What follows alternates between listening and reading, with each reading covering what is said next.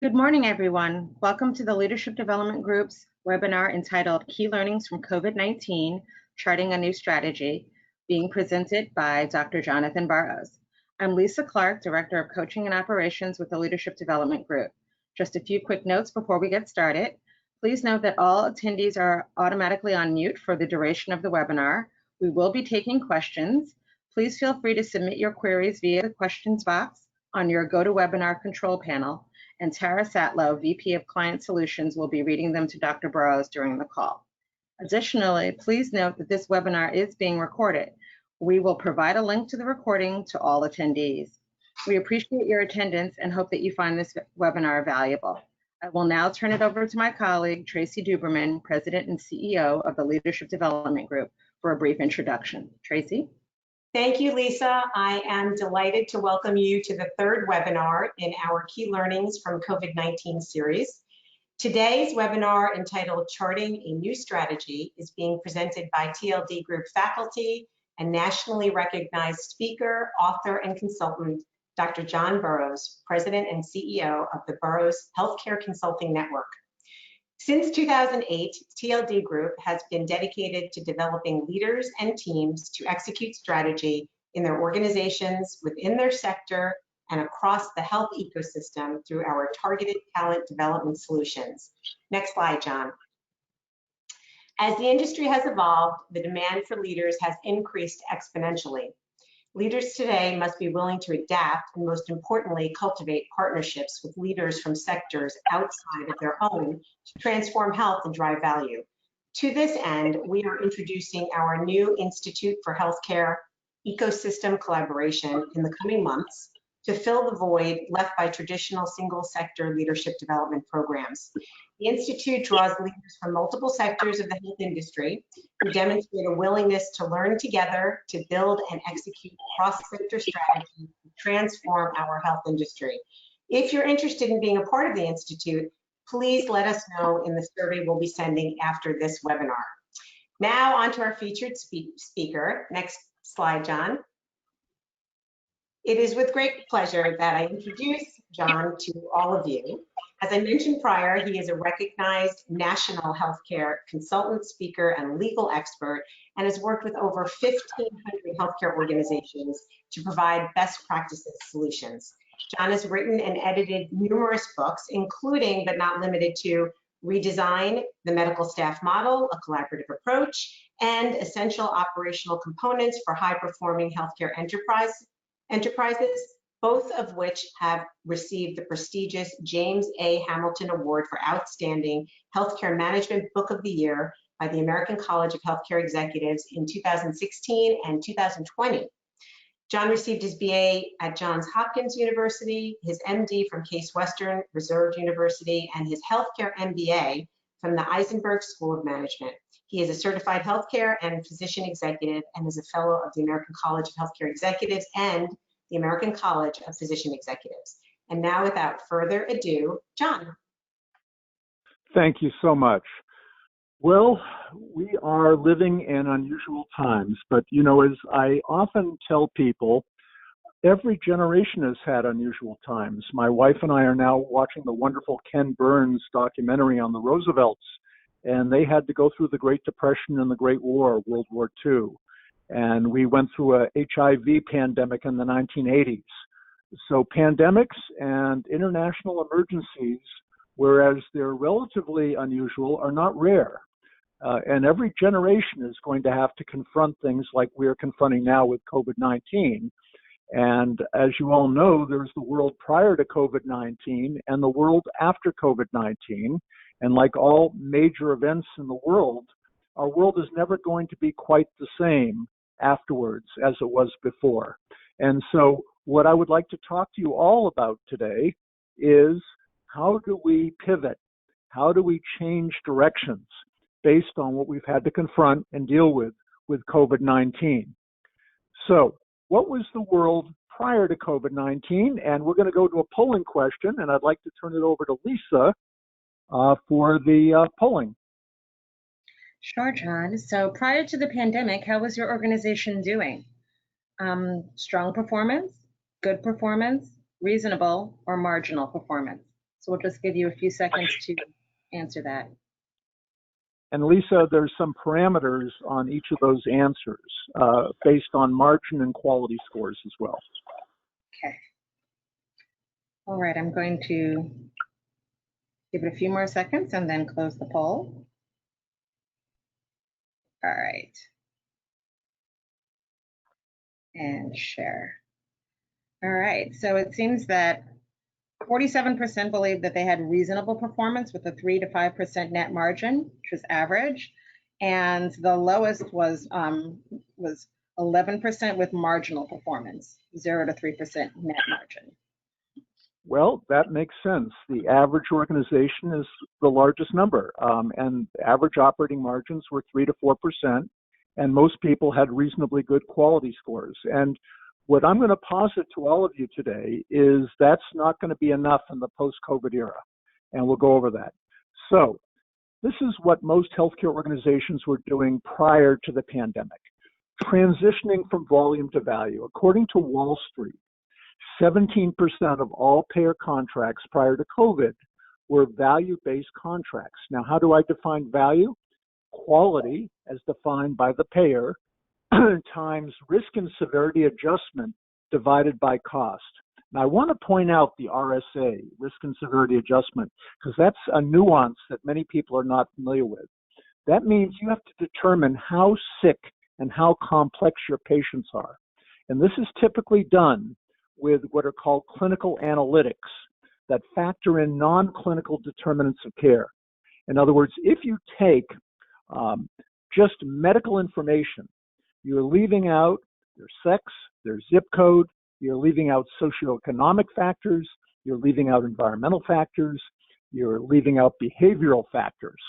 And when you do that, you're not capturing the true acuity and complexity of the patients you're actually treating. And more sophisticated value-based contracts want to know how sick the patient is so you can risk and severity adjust them based on the quality scores. We expect people with end-stage disease to be admitted more often. We expect them to be sicker, to have higher healthcare costs. And of course, you divide all of that by cost. So that's value. Now, Wall Street's predicting that when we get up to 29% to 30%, that's going to be the tipping point, which means the majority of payer contracts are going to move to value at that point. We were reducing and underinsured population. Right now, it's predicted by many, actually prior to COVID, 87 million of the 337 million Americans were either uninsured, 28 million, or underinsured, which meant they had insufficient healthcare coverage to cover the services you needed to provide for them. Now, obviously, the journey we have to go on is to reduce that number eventually to zero. It's absolutely essential. And 27 countries throughout the world have better insurance coverage than we have in the United States. And I don't have to tell all of you as healthcare systems that we have to have adequate healthcare coverage for you to be adequately paid for the services you provide. Increasing consolidation and growth of ambulatory surgical procedures. The whole world is moving from inpatient to outpatient, as we'll soon see, to virtual. And in order to do that, healthcare organizations are having to become healthcare systems. And most of you are part of a large, sophisticated healthcare system that's growing in complexity and growing in scope and magnitude. And this is an international trend. It's not just going on in the United States, it's going on in every country of the world. Decreasing overhead through vertical integration. The whole era of signing a failed contract with Blue Cross and Blue Shield, that's all coming to an end. Large systems are vertically integrating, so they have their own insurance products. They have their own supply chain products. They have their own purchasing agreements or GPOs. And they're vertically integrating so that you can eliminate the overhead cost of the middleman. The PBMs, many organizations, as we'll see, like Intermountain, now have their own pharmacy benefits management system. So vertically integrating these things is critically important to reduce your overhead costs. Aligning with physicians and clinical personnel. It makes no sense to pay doctors and clinical personnel based on work RVUs when we're being paid increasingly on value-based contracts. So many systems now are aligning physician compensation and clinical compensation with how we're paid by employers and how we're paid by third-party payers. And that's alignment. When how we're paid is how the doctor gets paid or how the clinicians get paid. And that is vitally important. So what's going on in healthcare is going on in every other industry in the world, and healthcare is but another industry, albeit more complex. We are digitizing. We're developing business intelligence tools, and we're going virtual to develop virtual delivery platforms. Number two, we are becoming standardized. Why? Lack of standardization kills patients and causes financial and operational waste. And those numbers there, 1,000%, is the number that is the typical variation between physicians' spend with patients with the identical DRG. When most of you put in cost accounting systems, you will note that the difference between the highest spending doctor and the lowest spending doctor is up to 1,000%. And obviously, the higher spending doctor is not only losing you money, but typically getting poorer clinical outcomes. So you need to have executives who are physicians on your team who can reduce clinical waste by standardizing clinical practices. Now, on the operations side, operational leaders have 65% variation on how they manage labor and supply chain costs. And this is a critical number, as you'll see, because it goes straight to your bottom line. If you're wasting 65% in labor costs, that's impairing your operating margin by 65%. Because as you'll see, the labor ratio and supply chain ratios have the same denominator as net margin, which is operating revenues. So as an industry, we have to eliminate this non-value-added clinical variation and waste. Three, commoditization. Our entire industry is going through a race to the bottom to provide high-quality, low-cost services in new ways. And I will tell you, there is a worldwide competition to see who can get there first. Just like there's a worldwide competition to get to a COVID vaccine, there's a worldwide competition to see who can figure out how to deliver necessary healthcare services that are high quality at the lowest possible cost. And that's the race to the bottom. And finally, we are globalized. We're in competition with the world. And many people don't realize that your competition is not the hospital across the way or the hospital across town. It is India. It is China. It is other healthcare systems within the United States that are literally suctioning your cream, your best paying patients away from you to global networks, et cetera. We'll talk about that. So this is going on not only in healthcare, but in every industry in the world right now. Now, this is interesting. I don't know how many of you are familiar with the Obamacare Index, but it is a publicly traded fund on Wall Street. And I kept this old slide, which is now 6 years old, because I wanted to see how accurate it was. Back in 2014, the venture capitalists and investment bankers who managed the Obamacare Index looked at healthcare, not as a physician would and not as a healthcare executive would, but as an investor would, as a venture capitalist would, to see what is their prediction in Wall Street for our industry over the next 10 years. And this was their prediction. They predicted that inpatient services would drop by 40%. Inpatient ancillaries and elective procedures will drop by 50%. Traditional primary care will drop by 60%. Now, traditional primary care is a doctor taking care of his or her own patients, maybe with a nurse practitioner, maybe not, and seeing 20 to 30 patients a day in an office setting. That's traditional primary care. Wall Street is betting that 60% of that will be gone by the year 2024, which is only 4 years away. And they're predicting that 40% of our traditional healthcare system will collapse. Now, the good news is in black. What are they predicting will be the new ecosystem, or the $5 trillion, as opposed to $3.6 trillion industry? We're going to have retail diagnostics. We're going to have mobile apps. We're going to have clinical and business analytics. We're going to have retail pharmacy management analytics. We're going to have next-gen diagnostic wireless tools.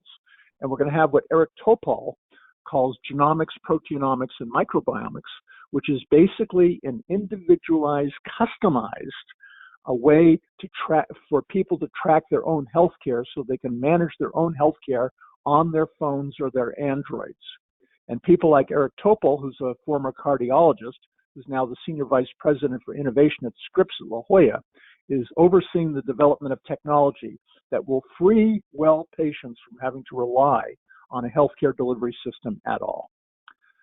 So with that, I'd like to ask Tara, do we have any questions thus far? We do not thus far, John. Okay, so what did COVID-19 pandemic do to us? Well, to say that it has had a devastating impact on healthcare is pretty much an understatement.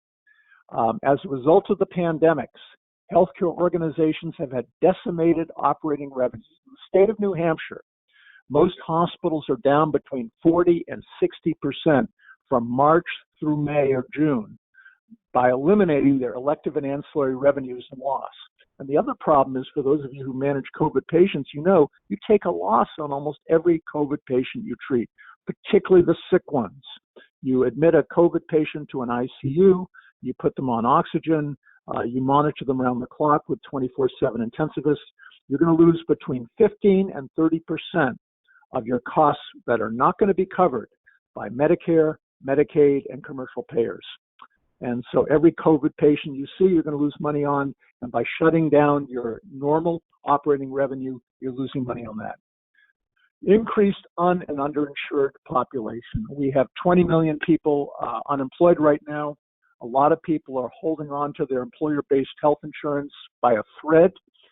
It's predicted that as a result of this COVID pandemic, that another 30 million people, which will undo the Affordable Care Act's progress in this, are going to either lose their insurance or going to be underinsured that will not cover the necessary services they need. So this is taking a step back in time. Stop ambulatory growth in its tracked and decimated primary care. This has been a killer to primary care that's on a shoestring anyway. Many primary cares operate under negative margins, and COVID has just literally shut that business down. A major retreat from risk-based contracts and values. Nobody wants to go at risk right now because people are in survival mode. And when you go to survival mode, you go for the sure thing. The problem is the world's moving to value, and we're going to eventually have to get back on track. But this has set value back significantly. Increase overhead costs, debt structure, insurance, pharmacy, labor, supply chain costs. Overhead's gone up, revenues have gone down. It's the old death spiral type of pattern. There are several hospitals in New Hampshire and in every state that are at risk for Chapter 11 right now, are receiving federal funds through the CARES program, but these fundings are not nearly enough to cover the losses. Furloughs, layoffs undermined alignment and morale. We were heading towards really good physician alignment, partnership with management, and all the layoffs that have had to occur because of the climbing overhead costs has just undercut that significantly, which is a huge problem. So Lisa, a not so optimistic polling question number 2, please. Sure. What impact has the pandemic had on your organization? Insignificant impact with the 0 to 5% loss, minor impact, moderate impact, significant impact, or catastrophic impact with more than a 40% loss?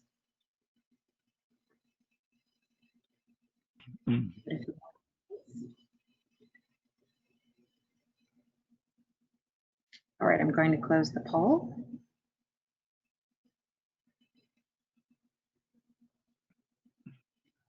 So it appears that 43% of listeners have experienced significant impact with a 20 to 40% loss, and the smallest amount have received, 9% have experienced a minor impact with a 5 to 10% loss.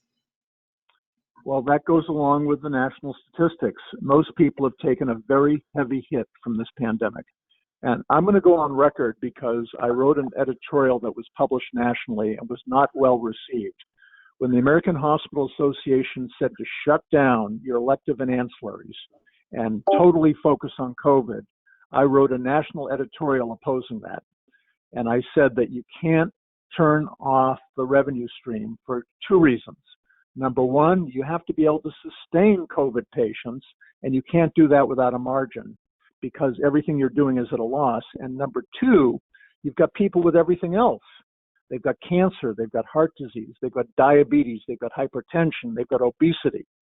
And if you don't continue to take care of them, their death rate will go up. And what's happening in the United States right now, the death rate from cancer is going up significantly because of all the treatment that has not been delivered during the COVID pandemic.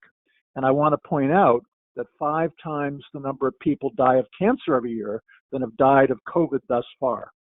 So I'm sorry the American Hospital Association made that recommendation. I get why they did. They were frightened because of the experience in Italy. I get all that, but you've got to support your mission in order to be able to take care of COVID patients. If you don't have a hospital that's viable or a healthcare system that's viable, you can't serve COVID patients. And you also don't want to make the people with the other diseases that are just as life-threatening or even more so than COVID worse because you're taking care of COVID. So there, I gave my 10 cents.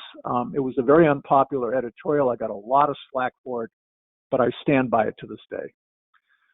So what weaknesses did the COVID-19 pandemic uncover in our healthcare service system? And the problem is when there are weaknesses, when there are cracks in the wall. You get to a crisis like this, and it's going to make the cracks bigger. And this is what it uncovered. Issues that became magnified during the pandemic. Number one, our over-reliance on fee-for-service, elective, and ancillary revenue. You know, the business model for the 20th century is you want to do as many procedures and tests as you possibly can. Then suddenly, when during the pandemic we have to turn this off, that's our business. We have no other businesses. And as I'm going to talk about, you're going to have to think about diversifying the business model in your healthcare system so that you're not overly reliant. Now, are we always going to have some fee-for-service, elective, and ancillary revenue? Absolutely. Is it always going to be important? Absolutely. But we can't over-rely on it, such that if this is impaired, our entire business is at risk. We can't build a business like that. And if you read any business journal like the Harvard Business Review, et cetera, you have to diversify to the point that when one part of your business goes south, the other businesses in your organization can sustain it and compensate for it. And that's a fundamental business principle that we need to focus on. 2, lack of virtual platforms and delivery systems. Over-reliance on traditional bricks and mortar. Now, I have to tell you, there's a revolution going on worldwide. This is not just happening in the United States. We're moving from inpatient to outpatient to delivery virtual care. Stanford University now, 36% of their entire operating revenues is acquired through virtual platforms and delivery systems. 40% of primary care at Stanford is delivered virtually. You should be in the process of converting a lot of your bricks and mortar. And if you talk to your doctors, they will tell you that 80 to 90% of everything that every doctor does, regardless of specialty, can be done virtually safely. For instance, 90% of post-operative visits are routine post-operative visits that can be done virtually. You do not need to have a patient coming to a doctor's office to do the majority of post-operative visits. Now, 1 in 10 do need to come to the office because they have a fever, they have an infection, or they have pain, or they have something that needs to be looked at in person. That's fine.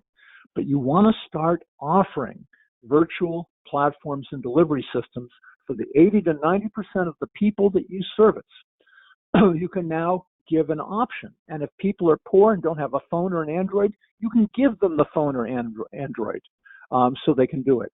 And by the way, if they can't afford the payment, now you're writing off $65 or $55. You're not writing off $1,000.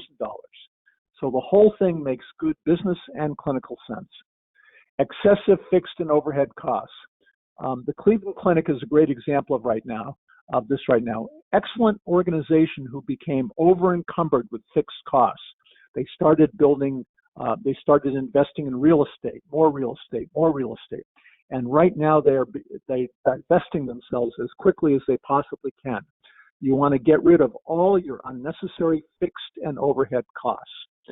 This is a critical thing right now because you cannot afford to sit with a 3 to 4% margin. Organizations that are in the for-profit world like Tenet and HCA they regularly aim for a 10 to 20% margin. Now, I get it, they have investors, but you know something? As businesses, we have to start aiming for the 10 to 20% margin, because for those of you who know about finance, you know that a 3 to 5% margin covers your depreciation costs, your depreciation allowance, covers your cost of capital. It's not going to cover investment in a new infrastructure. And it's certainly not going to help you when things like COVID come along that are going to impair your operating revenues.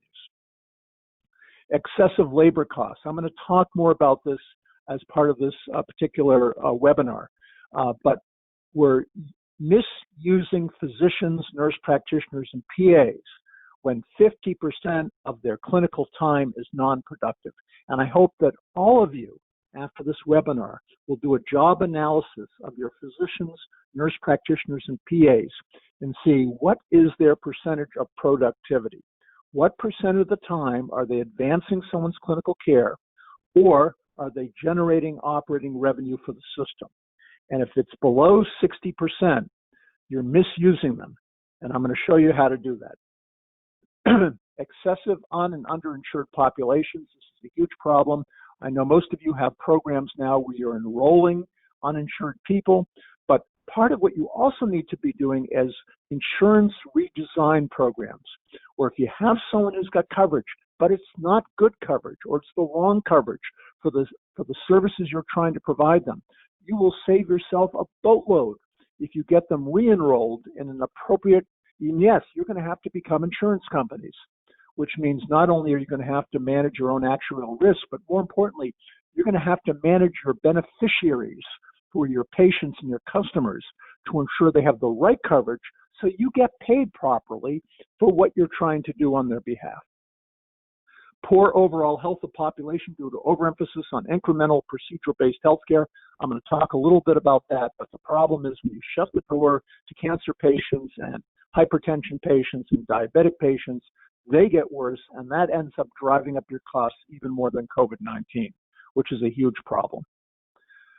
So, Lisa, polling question number 3. Sure. Okay. So which of these issues has been the most significant and vexing for your organization? Over-reliance on elective or ancillary fee-for-service revenue, lack of virtual platforms and delivery systems, excessive labor costs, excessive supply chain costs, or a poor payer mix? Oh, wait, wow.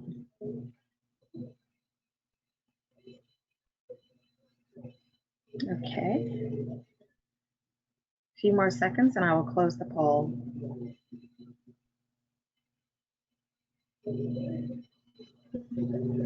Okay. So the majority have said, about 33% have said over-reliance on elective and ancillary fee-for-service revenue. And the smallest group at 5% have said excessive supply chain costs. Very good.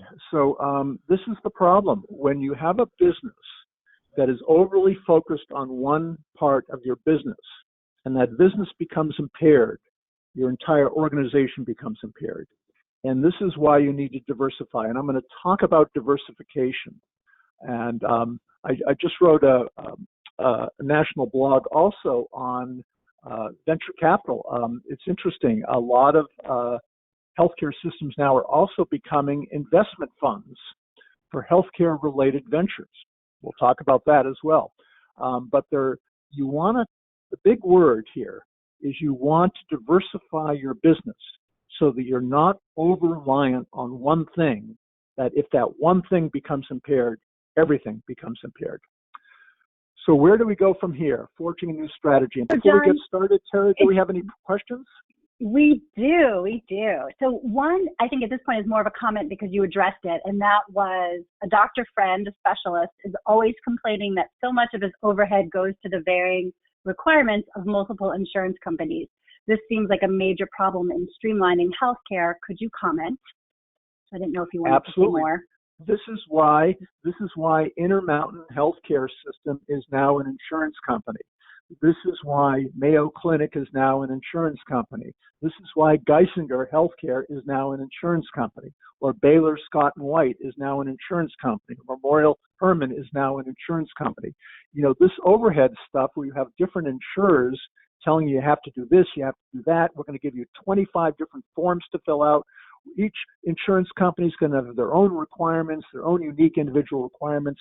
You can't exist with that any longer. What you need to do is become your own insurance company or vertically integrate an insurance company and have one way of doing everything. This is part of the standardization we need to do.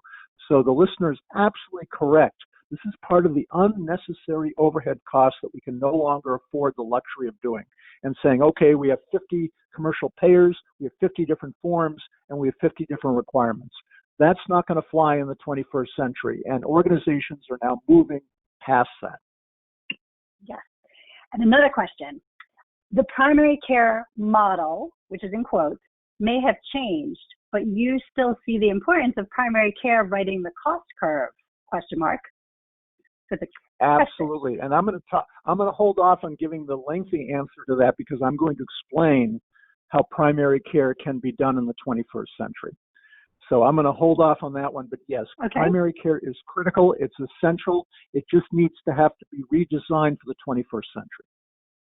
Okay, and then the final one that's been posted so far is so many deaths seem to be from, quote, lifestyle illnesses. Will the healthcare system seek to do more actual healthcare, preventative and education versus sick care?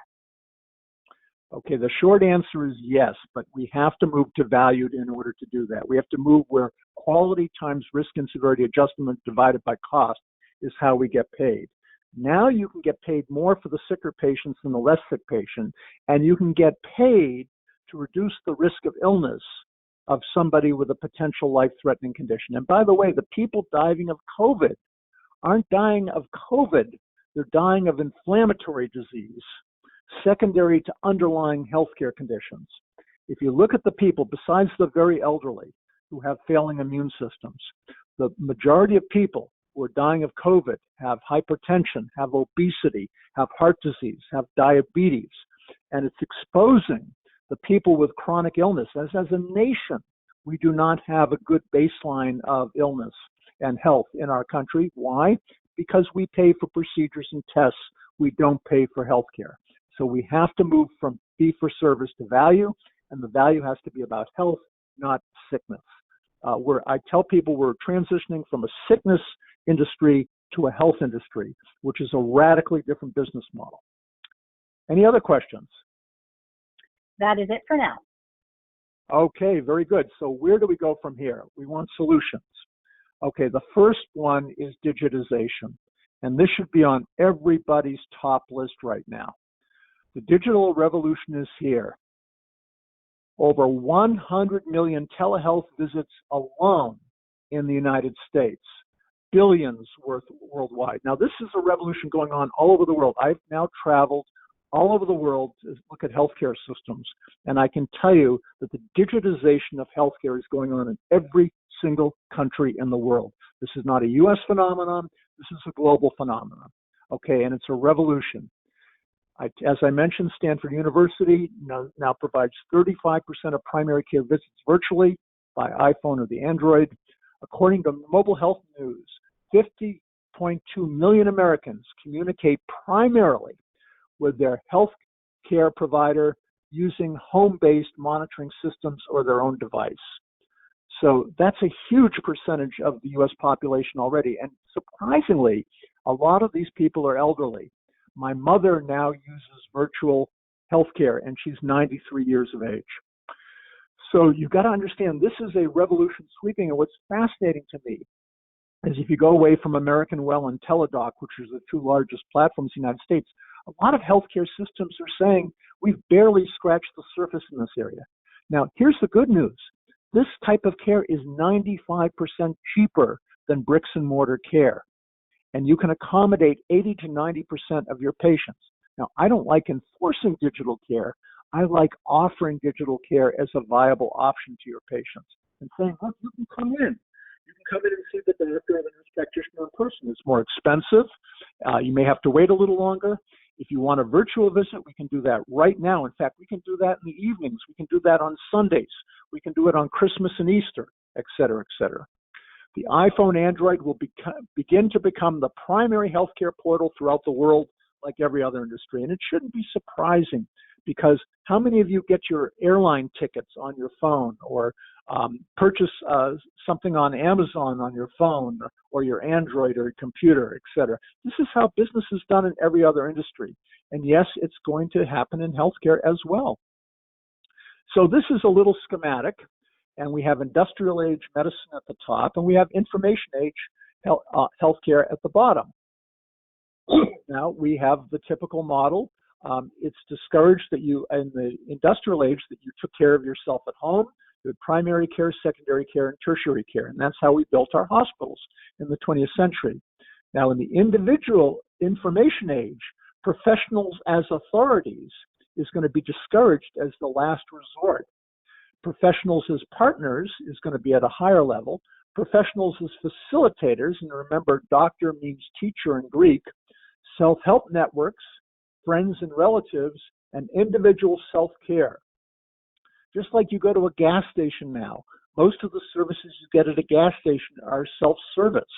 Well, we're moving towards healthcare as a self-service industry where people are going to serve themselves. And only in rare instances are you going to have to access the skills of a qualified physician in order to ask them what to do. So we're in a very different paradigm right now. E-health, what's the most common uses? Urgent care is number one. And for those of you who have never used the iPhone for urgent care, you should do it as homework just to experience it. When I used it once, I was in a hotel. It took me 2 minutes to get a doctor. I could have gotten a doctor in 15 seconds, but I chose a board-certified internist who'd been in practice for 10 years and never been sued. So I picked a physician for my contact dermatitis. I showed her the contact dermatitis. She phoned me in a prescription that was delivered to my hotel room. I paid out of pocket $79, which was most of it was covered by insurance, and the whole thing took 22 minutes. On-demand inpatient consults for those of you in rural areas or inner city areas. You can access a pediatric cardiologist. You can access a pediatric oncologist.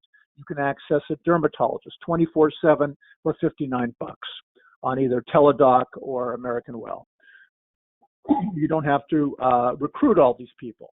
Emergency department case flow. You can give a phone to someone in the waiting room who's been screened to not have a medical emergency medical condition under EMTALA, and they can get their visit taken care of on an iPhone. Home health care. Why are we bringing frail elderly people on these vans to an office when we can give them a phone or an Android and take care of them at home with wireless technology? Post-discharge surgical care. 90% of it can be done on an iPhone. Behavioral health can be done on an iPhone, etc. So that's the most common uses right now. Now, similar on the digital side, we have to move to business and clinical analytics. And I always ask organizations the same question. What's the lag time between when you provide care and when you know how good that care was and how much it cost? And the typical answer in the United States today is between 1 to 3 months. So you should all answer that question in your own mind. How long is it if I take care of a patient, if Dr. Burrows takes care of a patient, how long will I know how well Dr. Burrows did with that patient, how well the patient did, and how much it cost us as a system to provide that care? We have to move from 1 to 3 months retrospectively to real time and ideally proactively. And that can only be done through analytics. And analytics takes data, factors in non-clinical determinants of care, and runs it through an enterprise data warehouse. And what you end up with is actionable information and not data. And as I like to say on the slide here, we can no longer have the luxury of managing healthcare through the rearview mirror. We have to stop managing our industry looking back in time. We now need to look at it forward and at the very latest in real time, which is critically important. So let me show you what this looks like. These are clinical analytics used at the Mayo Clinic, and they've had these analytics for over 10 years. And this is before you go in to see a patient with diabetes. And before you even go in the room, the analytics will print out their temperature, their pulse, their blood pressure, their height, their weight, their body mass index, pain intensity, tobacco, PHQ-9. You should all be doing either a PHQ-2 or a PHQ-9 score, and those are screens for depression. Now, why is depression a big deal in value-based care? Because people who are depressed get sicker, and they stay sicker, and they're harder to treat, and they're less motivated. And you'll get paid more for taking care of a diabetic with depression than you will taking care of a diabetic. So it's vitally important that you screen everybody with at least a PHQ-2 screen score. Very important. Date of last eye exam, critically important if you're a diabetic. Date of last foot exam, also critically important if you're a diabetic. Then, before you see the patient, you'll get this printout. And this is part of clinical analytics. You'll get their hemoglobin A1C, which tells you how well the insulin's being managed, how stable are they. The blood pressure, which shows this to be slightly elevated. LDL, which shows low-density lipoprotein, shows it to be elevated. Tobacco use, no. Foot exam shows you the last one. Eye exam shows the last time. So these red dots now show these are the recommendations we have for this visit. We recommend that you repeat the hemoglobin A1C, you repeat the blood pressure, do a creatinine, which hasn't been done in a year. Microalbumin hasn't been done in a year. That looks for diabetic kidney disease. That you do diabetic education, hasn't been done in a year. And the patient needs a pneumovax, vitally important with diabetes because diabetics have a much higher incidence of pneumonia than not. Now, this does not replace clinical decision-making. It augments and supports clinical decision-making. And a Mayo Clinic doctor, if they don't do something recommended in red, that's fine, but they have to justify it. They have to give the rationale why they should not do that. So with that, polling question number 4, Lisa. Okay. All right, here we go. What percentage of your operating revenue is now virtual care? Insignificant, less than 1%, minor, 1 to 5%, a contributor, 6 to 10%, significant, 11 to 20%, or major, more than 20%.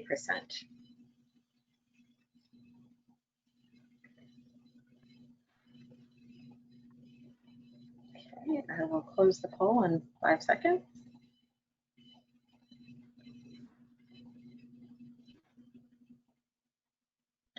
All right, it seems that 35% feel that it's a contributor to their operating revenue, while only 6% say that it's major, more than 20%. So contributor is what percent at this point?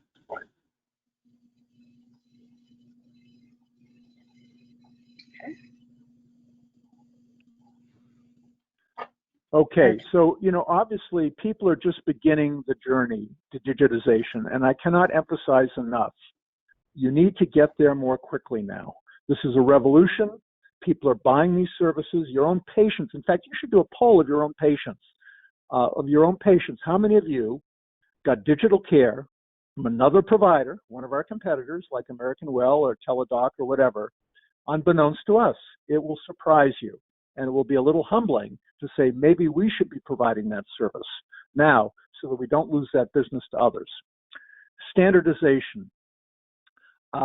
If any of you have not read this essay, this is the first essay that Atul Gawande, who's now CEO of the Berkshire Hathaway, Amazon, et cetera, venture, wrote for the New Yorker back in 2004. I still think it's his greatest essay. And it's about the care of patients with cystic fibrosis in the United States. And basically, he demonstrated in the article that the difference in life expectancy is 20 to 30 years based on what hospital you go to and what doctor you go to throughout the country. And he sums up this essay with this very poignant paragraph. It used to be assumed that differences among hospitals or physicians in a particular specialty were generally insignificant, but the data and the evidence has begun to indicate others. What you tend to find is a bell curve. A handful of teams with disturbingly poor outcomes for their patients, a handful of remarkably good results, and an undistinguished middle. It is distressing for doctors to have to acknowledge the bell curve, It belies the promise that we make to our patients who become seriously ill. They can count on the medical system to give them their very best chance at life.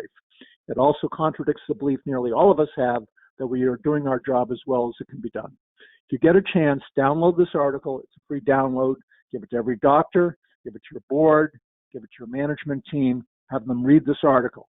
This is a very significant article and basically shows that we have too much variation among healthcare in the United States. Now, organizations started working on this over a decade ago. Memorial Hermann has the second largest accountable care organization in the United States. They have 1,800 doctors. Keith Fernandez, the former CEO of this ACO, got all the doctors together. He segregated them by specialty and said, go into a room, doctors, and don't come out until you've standardized your top 20 DRGs.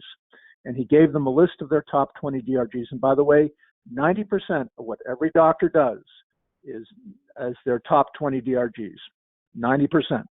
And he said, here's the deal. I want you to standardize it, have one evidence-based way of doing everything, but here's what we're going to let you do. If you want to customize any patient, you can, but you're going to have to defend that exception to your peers within 24 hours. And if any new information becomes available, we can modify the protocol.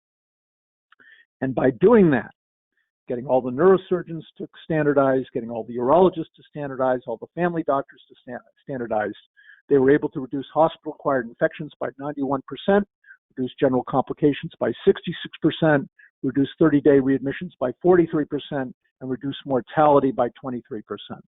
They did so well that when Aetna saw the data, they started to pay them premium payment on the backs of organizations in Houston that did not do so well. Blue Cross and Blue Shield and United eventually duplicated their offer.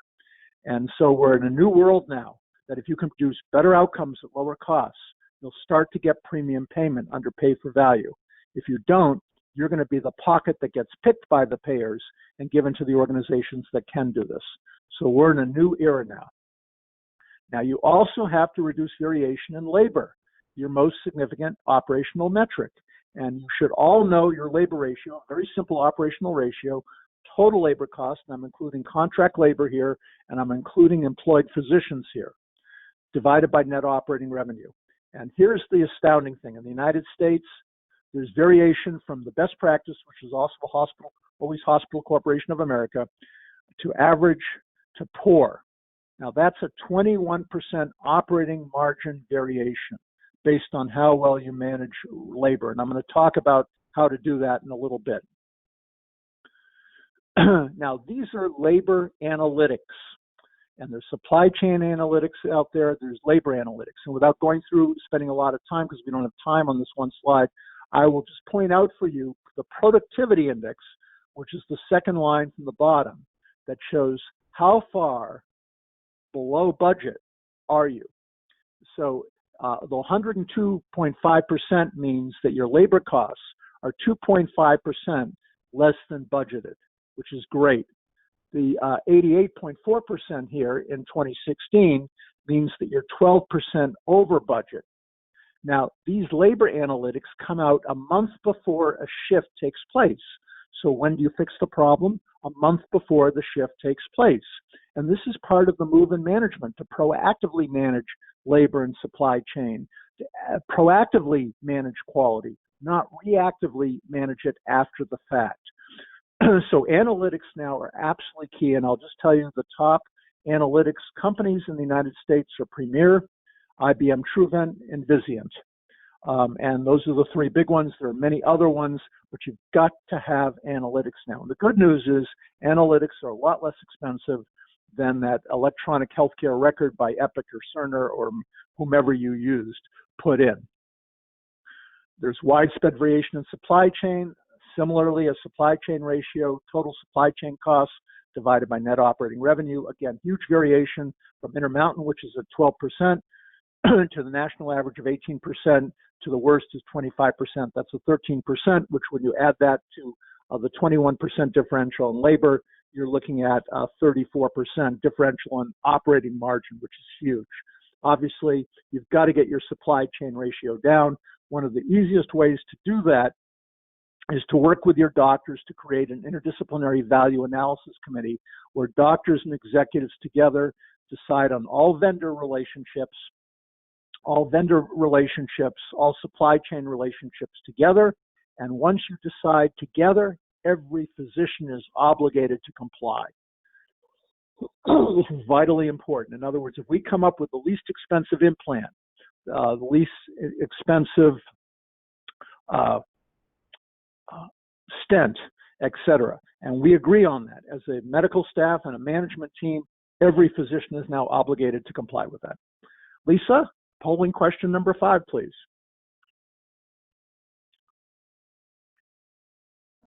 Okay, our last polling question. Are you utilizing clinical and business analytics to proactively manage clinical and operational practices?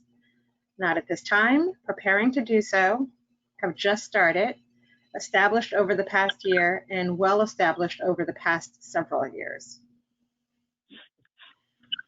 And remember, these have been around for several decades now. Okay. All right, I'm going to close the poll in a moment.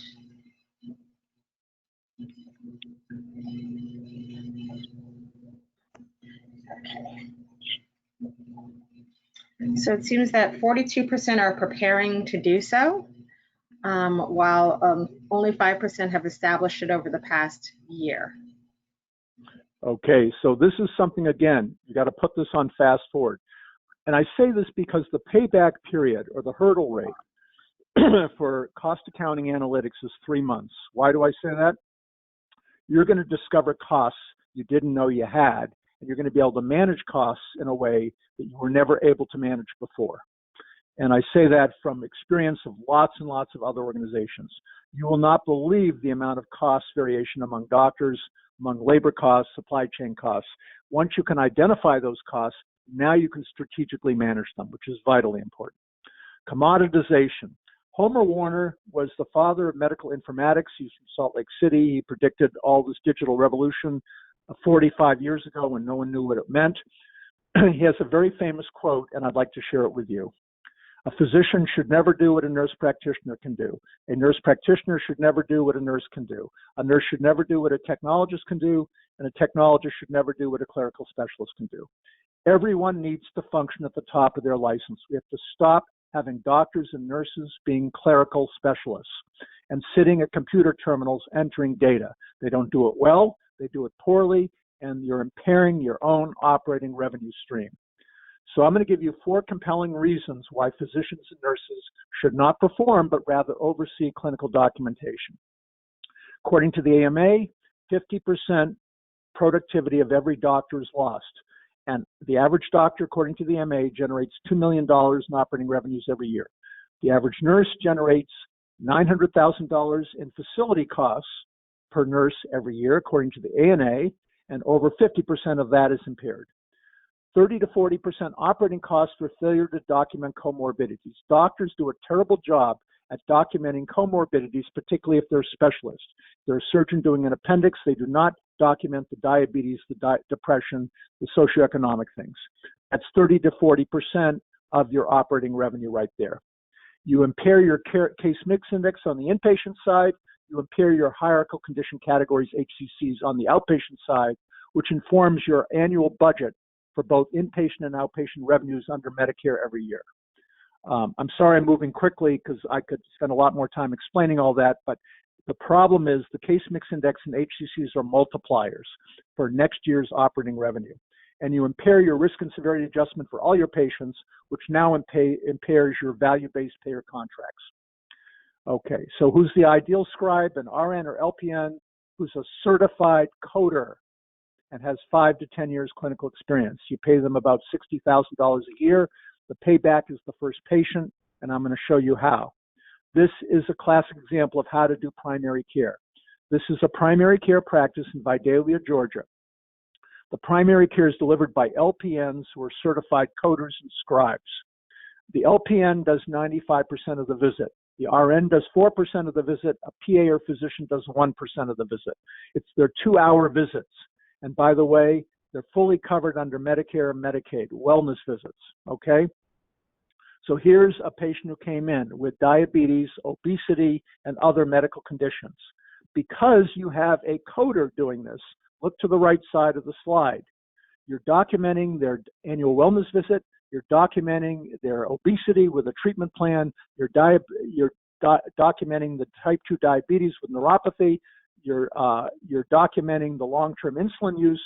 You're documenting the major depression. You're documenting the COPD. You're documenting the great toe amputation, and you're documenting the disease-disease interaction. Now, RAF is an acronym that stands for risk-adjusted factor. The average risk-adjusted factor is about 1. This risk-adjusted score is 2.776, which means that your capitated Medicare Advantage payment for this patient is $1,943 instead of the national average of $300.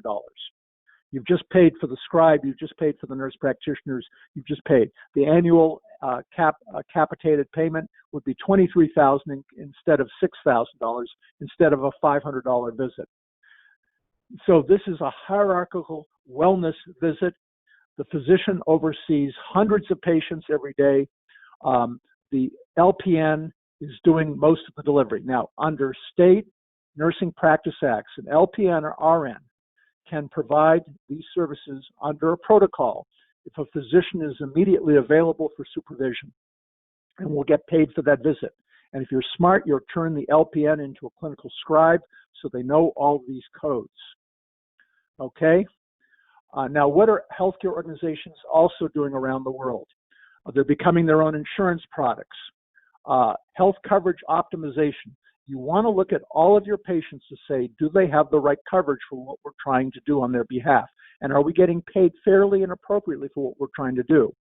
Many of you have heard of Civica RX. I could spend an hour talking about that. But basically, Intermountain got together and said, we're tired of drug shortages.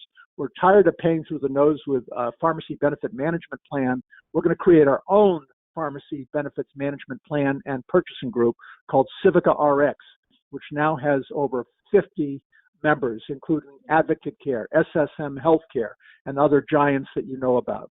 And you're all going to have to do this. You have to cut the middleman out. I'm sorry, but PBMs are overhead costs. You're going to have to vertically integrate a PBM into your system. Clinically integrated networks. You're going to have to work with people like Walmart, CVS, Apple, Google, Amazon. That's a whole hour talk unto itself. And focus on the revenue side. Most of you need to add a senior vice president of business development in order to do this properly. You want somebody who can grow 10, 20, 40, $60 million businesses effortlessly with good margins and low operating costs, etc. Globalization. You're in competition with the world. If you go to patientsbeyondborders.com, it's a company owned by a physician in Boston, Massachusetts, that does medical tourism for patients in the United States to go elsewhere. And they'll arrange for you to go to Mexico to have a meniscus surgery done under epidural with a physician trained in the United States. You are in competition with this right now because they are skimming the cream off everything you do. Now, I just want to tell you about primary care because I promised you this is the primary care practice. These are the 2 PAs and the 2 physicians. This is the practice in Vidalia, Georgia, that sees tens of thousands of patients. In fact, they have a panel of over 100,000 patients. They have LPNs who do 95% of the visit, RN who does 4% of the visit, and one of these 4 people who are joint owners in the practice, they do 1% of the visit. They have over 350 protocols for primary care, and who do they take care of? Not only the people of Vidalia, but the employees of Delta Airlines, CNN, Coca-Cola, Emory University, and Vanderbilt University. This is a little tiny town. Vidalia is 2.5-hour drive southeast of Atlanta, and they're taking care of the employees of Delta Airlines. This is the new 21st century model of primary care. And primary care is vitally important, but it has to be done the right way. As Ronnie likes to say, the 3 major problems with primary care in the United States today: the wrong person doing the wrong service, you're not risk and severity adjusting anything, and you're not professionally coding anything. And that's the problem with primary care as we're now doing it today. Sobering thought. I love the quote, even though I couldn't use it for any of my books because General Shinseki is obviously out of favor. If you don't like change, you're going to like irrelevance even less. COVID is going to speed up this flywheel of change, and we're going to have to get with it. We have to diversify our businesses. We have to digitize our businesses. We have to right-size our businesses, and we have to lower and commoditize the expense side of our business if we're going to survive. When the next pandemic hits, and there'll be another pandemic probably in our lifetime, we need to be better prepared so that it only impairs a small part of our business and not our businesses as a whole. And with that, Tara, any final questions?